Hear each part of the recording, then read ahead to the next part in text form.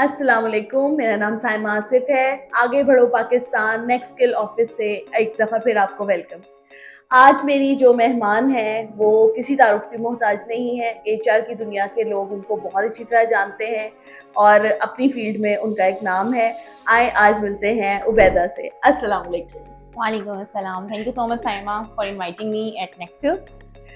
उबैदा, मैंने कोई इंट्रोडक्शन नहीं करवाया आपका। आज आपने अपने बारे में खुद बताना है कि उबैदा क्या क्या कर रही है। So Saima, actually I am working as an HR professional और मेरा एक डाइवर्सिफाई सा एक्सपीरियंस है। इंडस्ट्रीज के साथ भी काम कर रही हूँ, टेक और नॉन टेक दोनों इंडस्ट्रीज के साथ मैंने काम किया हुआ है। Currently I am working as an HR consultant with software house. Nice. और उसके अलावा सोशल एक्टिविस्ट मेरा एक पार्ट है जिसको भी थोड़ा कम लोग जानते हैं, और उसमें मैं स्टूडेंट्स को स्पेशली मैं टारगेट कर रही हूँ 4 सेमेस्टर से लेके 8 सेमेस्टर तक के स्टूडेंट्स को। उनको हम free of cost training provide करते हैं very nice. In terms of their soft skills. उनको हम लोग इम्प्रूव करते हैं, और सीवी बिल्डिंग, सीवी कैसे बनाया जाता है, पर्सनल ब्रांडिंग के ऊपर उनको मैं थोड़ी बहुत ट्रेनिंग देती हूँ। ठीक है, वेरी नाइस। और इसमें हम उनको फिर जॉब प्लेसमेंट तक में हेल्प आउट करते हैं very nice with the help of my fellow HRs. क्योंकि डेफिनेटली जाहिर सी बात है कि मैं हर एक को अकोमोडेट नहीं कर सकती, but we have a group around 100 HRs. तो उसमें हम फिर उनको जॉब प्लेसमेंट में हेल्प आउट करते हैं उन स्टूडेंट्स को, इंटर्नशिप से लेकर और मिड लेवल तक के जो है। लेकिन बट डेफिनेटली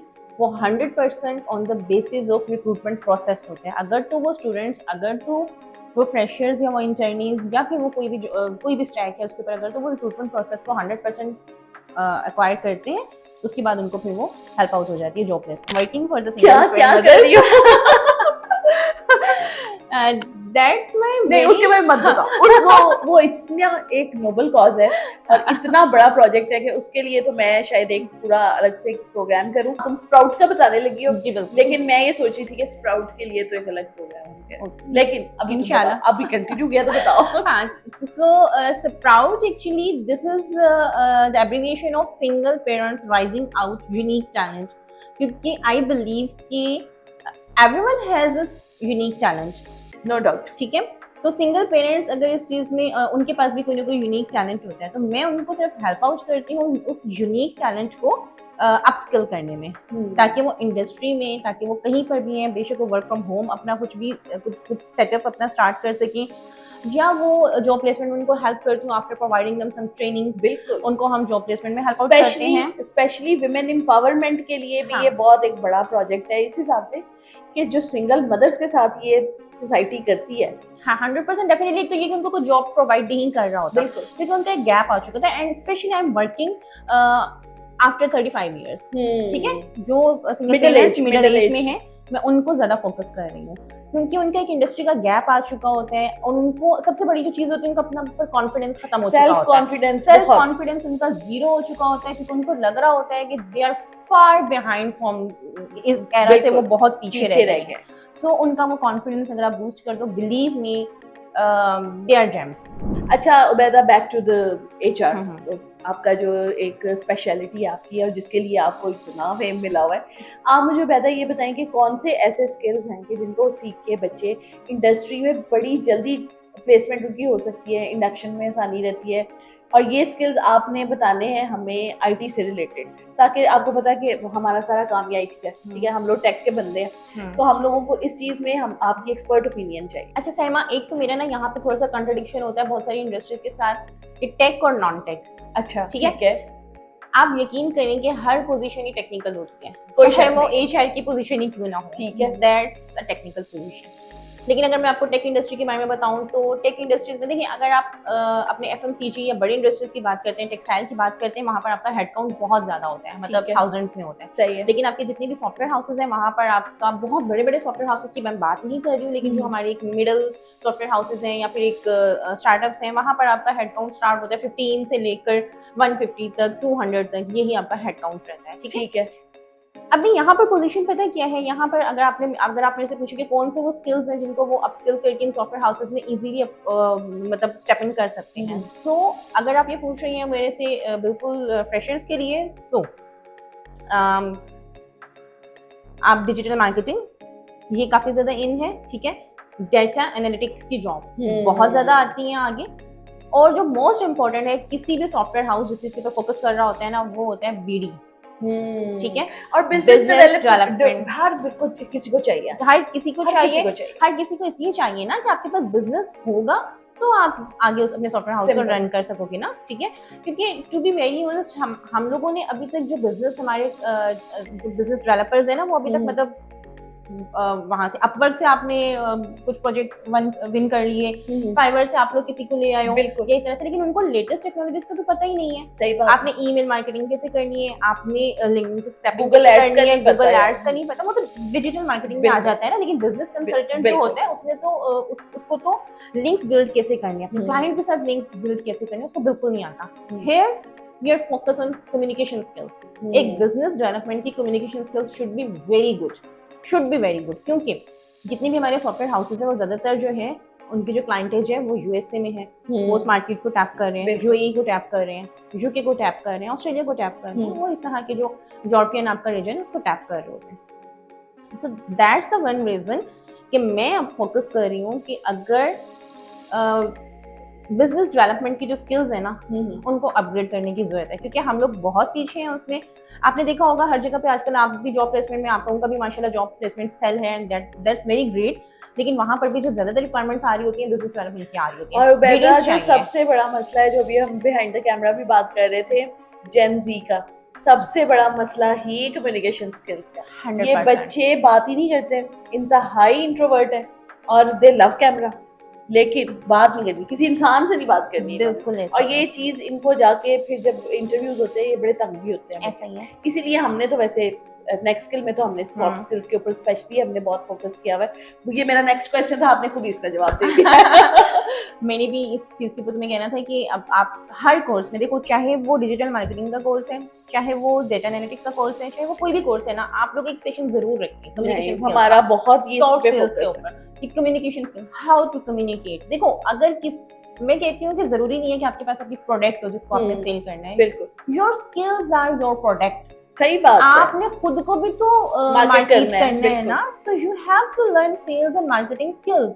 तो सेल्स एंड मार्केटिंग जो है वो हर कोर्स में एक छोटा सा अपना मॉड्यूल जरूर रखें। ये मैं यूनिवर्सिटीज में भी जब अपने लेक्चर्स देती हूँ, मैं वहां पर भी यही बात कहती हूँ कि सेल्स एंड मार्केटिंग, मतलब आप कुछ भी पढ़ रहे हो ना, आप साइकोलॉजी ही क्यों नहीं पढ़ रहे हो, so psychology would be your skill in the next few years.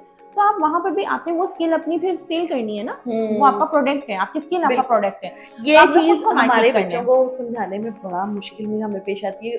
और वो मुश्किल क्या पेश आती है, इनको ये समझ नहीं आती कि आपकी एक प्रोडक्ट है, उसको तो आपने बेच देना आराम से। ये फॉर एग्जांपल ये आपके पास एंड्रॉइड है, आप इसके फीचर्स आराम से बता देंगे, बिल्कुल इसमें ये फीचर। लेकिन when you are selling your services, आपको खुद को एक ब्रांड बनाना है भाई। आप अगर ब्रांड हो जाएंगे, बन जाएंगे, तो आप अगर कूड़ा भी बेचेंगे तो बिकेगा। ओपन चैलेंज है मेरा, 100% ऐसा ही है। पर इसीलिए देखो, अभी हम लोग बात कर रहे थे पर्सनल ब्रांडिंग, पर्सनल एक्सेलेंस, ये सारे वो सब्जेक्ट हैं जो इसके साथ अलाइन होने चाहिए। बिल्कुल। द मोस्ट इम्पोर्टेंट स्किल जो मैं आजकल समझती हूँ ना, वो कम्युनिकेशन स्किल है आपकी, ठीक है। सेल्स एंड मार्केटिंग के स्किल्स हैं, बिजनेस डेवलपमेंट के स्किल्स हैं। और बिजनेस डेवलपमेंट में अभी तक मैंने कोई इतना अच्छा कोर्स मॉड्यूल नहीं देखा जिसमें वो इन चीजों के ऊपर काम कर रहे हो। वी आर, देखो काम आप लोग कर रहे हो यूएसए मार्केट को, काम आप लोग कर रहे हो यूएई मार्केट को, टेक्निक सब सारी वो लगा रहे हो जो 10 साल से यूज हो रही है। सही बात तो how you can grab the business. आपने देखा होगा जितनी तेजी से सॉफ्टवेयर हाउसेज या स्टार्टअप्स शुरू होते हैं, उतनी ही तेजी से वो खत्म हो जाते हैं। उनकी रीजन यही है कि उन्होंने अपने आप को अपस्किल नहीं किया होता। बिजनेस होगा तो सॉफ्टवेयर हाउस चलेगा। आपके पास एक या दो प्रोजेक्ट आ जाना, इट डजंट मीन कि आप लोग सस्टेन कर रहे हो। आपके पास एक कंटिन्यूस सर्कल है जो आपके पास क्लोज होना होता है। बिल्कुल। तो ये चीजें हैं जो मतलब मैं कहती हूँ कि business development is the most important इस वक्त जो है ना वो कोर्स होना चाहिए। मुझे ये बताएं कि विमेन एम्पावरमेंट का कुछ आपको लगता है कि इसका कोई फायदा भी होता है जो हम एफर्ट्स करते हैं? अच्छा, सबसे पहले मैं साइमा यहाँ पे तुम्हें क्लियर कर दूं, मेरी लिंक्डइन की बायो के ऊपर भी यही लिखा हुआ है, I believe in human empowerment. ठीक है।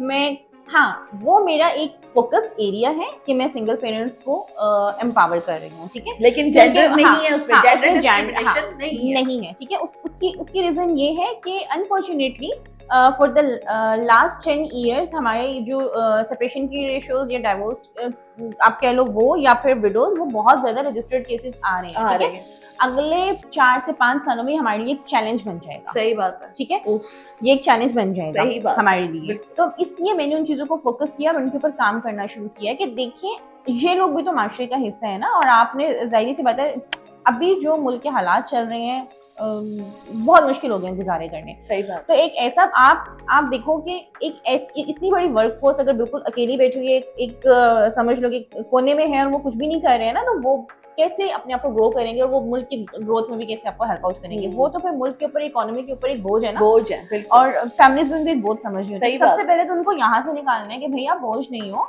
You are a living being and you can add value, और ये नॉर्मल है and you can add value. तो मैंने कभी ये नहीं कहा कि अनफॉर्चुनेटली, और मैं कहती हूँ by the luck if you are single, ठीक है, बाय द लक। हाँ, इसमें क्या है ना, इसमें क्या है, bye the luck. Bye the luck है भाई, किस्मत अच्छी भी हो सकती है, बुरी भी हो सकती है। ठीक है, तो सबसे पहले इस चीज को समझना मतलब जरूरी है कि अब आपने आगे क्या करना है। देखो, आप अपनी किस्मत से नहीं लड़ सकते हो, आप अपने आप को आने वाले फ्यूचर के लिए आप स्किल कर सकते हो, आप उसके लिए अपने आप को ग्रूम कर सकते हो। सो टॉपर्स में हाँ, मेरी पॉडकास्ट में उन्होंने क्या कहा, उन्होंने कहा कि नेक्स्ट 20 इयर्स में मुझे लगता है कि मेल डॉक्टर्स होंगे ही नहीं। ऐसा ही है, ऐसा ही है। अच्छा, लेकिन बच्चियां ही पढ़ रही हैं। लेकिन अनफॉर्चुनेटली इंडस्ट्री के फैक्ट एंड फिगर्स उठा के देख लो, कितनी लड़कियां काम कर रही हैं, रेशो क्या है, उलट है, बिल्कुल उलट है। तो डिग्रीज भी वेस्ट हो रही हैं, और फैमिलीज भी बहुत हालत का मुजाहरा करती है बच्चों को काम नहीं करने। हाँ, तो हमने एक्चुअली ये जो हम इनिशिएटिव्स ले रहे हैं ना विमेन एम्पावरमेंट का, वो इसलिए नहीं कि हम विमेन को एम्पावर करना चाह रहे हैं, हम एक्चुअली उनको ये बताना, ये समझाना चाह रहे हैं कि अपनी डिग्री जो आप ले रहे हो, ये मुल्क के भी रिसोर्सेज को आप लोग यूज कर रहे हो, आप लोग एक मतलब एक बड़ा आपका एक कंट्रीब्यूशन है। सो प्लीज डिग्री इसलिए बिल्कुल भी ना लें कि अच्छी जगह पे रिश्ता हो जाएगा, अच्छी जगह पे शादी हो जाएगी, क्योंकि कॉमन हमारे पेरेंट्स का मतलब एक कॉमन वो है कि अच्छी डिग्री होगी तो अच्छी जगह से रिश्ता आ जाएगा। तो प्लीज इस चीज से हमने निकाला, और अल्हम्दुलिल्लाह, अल्लाह का शुक्र है, ट्रेंड्स चेंज हो रहे हैं। सो हमारा फोकस सिर्फ ये होता है कि आप कुछ वैल्यू भी ऐड करें हम इंडस्ट्री में। बिल्कुल। और मैं हमेशा ये कहती हूँ कि देखिए हम लोग 51% है, खवातीन 51% है। अगर आपके मुल्क की इन्फ्लेशन का ये हाल है और आपको बनाना रिपब्लिक लोग कह रहे हैं और आपकी 51% घर बैठी हुई है, आप तो अफोर्ड ही नहीं कर सकते। ये नहीं कर सकते, निकले, मैं चले जी ना निकले बाहर, ना निकले, घर में काम कर लें, बहुत से काम है। उबैदा जैसी, मेरे जैसी बहुत सारी खवातीन है जो आपकी हेल्प करने के लिए हर वक्त रेडी बैठे हैं। 100% हमें अप्रोच करें। अभी आप ये पॉडकास्ट भी देखेंगे तो आप अगर किसी का भी दिल चाहे, आप कमेंट सेक्शन में मेरा या उबैदा का नंबर ले लें, हम लोग आप किसी भी शहर में होंगे, वी आर अवेलेबल। ठीक है, आप मुझे ये बताएंगे, देखें अब जैसे हम लोग IT कोर्सेज करवाते हैं और हमारे पास थाउजेंड्स ऑफ बच्चे पास आउट होते हैं एवरी ईयर, तो उसमें मोस्टली बच्चों की इंडक्शन में जो सबसे बड़ा हमें प्रॉब्लम आता है ना, कि स्किल सेट हम उनको सेट करवा देते हैं, लेकिन जो आप लोग हैं ना, आप लोगों को यूनिवर्सिटी ग्रेजुएट्स चाहिए जो बड़ी इंडस्ट्री में बैठे हुए HRs। तो ये क्या मसला है कि आप लोग, क्या आपको लगता नहीं है कि अगर कोई सेकंड सेमेस्टर में बच्चा है, साथ साथ पढ़ते भी हैं बच्चे, थर्ड सेमेस्टर में है, तो अगर उसके पास स्किल सेट अच्छा है तो उसको भी हायर कर लेना चाहिए। तो ये इसमें हर्डल्स क्या है?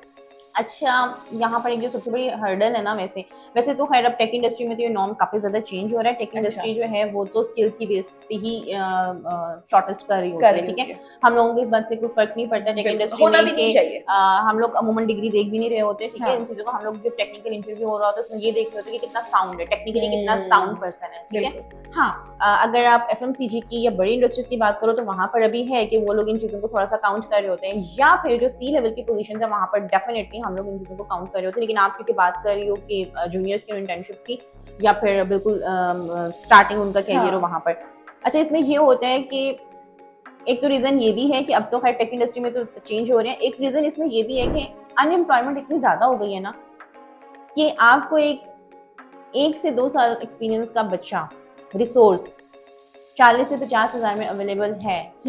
तो why industries will go with an interns on the same rate, और जहाँ पर उनको मेहनत भी करनी पड़ेगी, उस बच्चे के ऊपर सिखाना पड़ेगा, जहाँ पर उनको अपनी इंडस्ट्री के लिहाज से उसको ट्रेन करना पड़ेगा। तो डेफिनेटली जाहिर सी बात है कि interns are interns, at the end they are interns. जाहिर है बच्चे हैं, उन्होंने स्किल्स सीखे हैं, वो आए तो हैं, लेकिन जाहिर सी बात है उनके पास इंडस्ट्री का फ्लेवर तो नहीं है ना, उनको वो काम तो दोबारा से सिखाना पड़ेगा।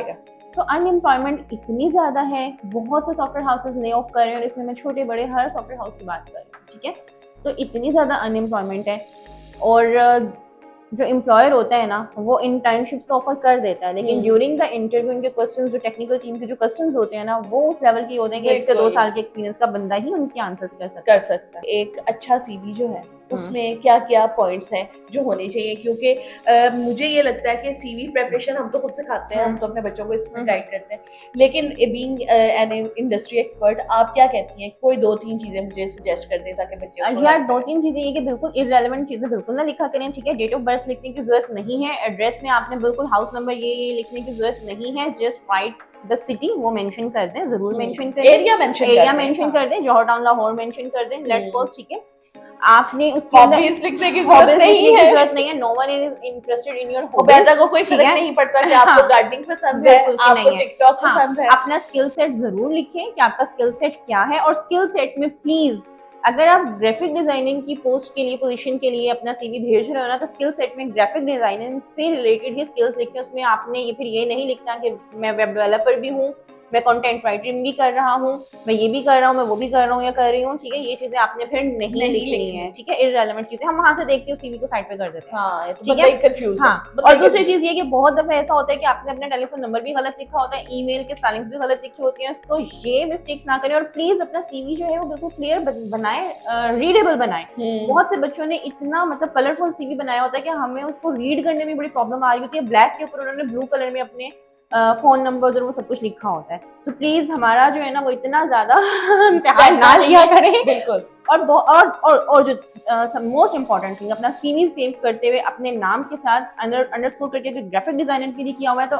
जैसे let's suppose Saima underscore graphic designer, Saima underscore HR और उबैदा अंडरस्कोर HR, प्लीज वो लिखा करें।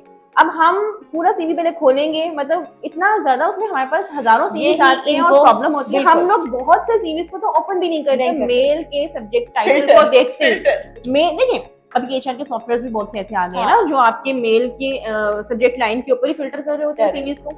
बिल्कुल ऐसा। तो आपके सब्जेक्ट लाइन में कुछ नहीं लिखा होगा, सीवी रिजेक्टेड है। हाँ। सीवी पढ़ा ही नहीं किसी ने, बेशक आप जितने मर्जी कॉम्पिटेंट हैं, आपके अंदर जितने मर्जी स्किल्स हैं, उसने सॉफ्टवेयर ने या फिर हमने भी इवन कि हमारे पास इतने सीवीज आते हैं, हम हर एक को अगर हमने 4 पोजीशंस लगा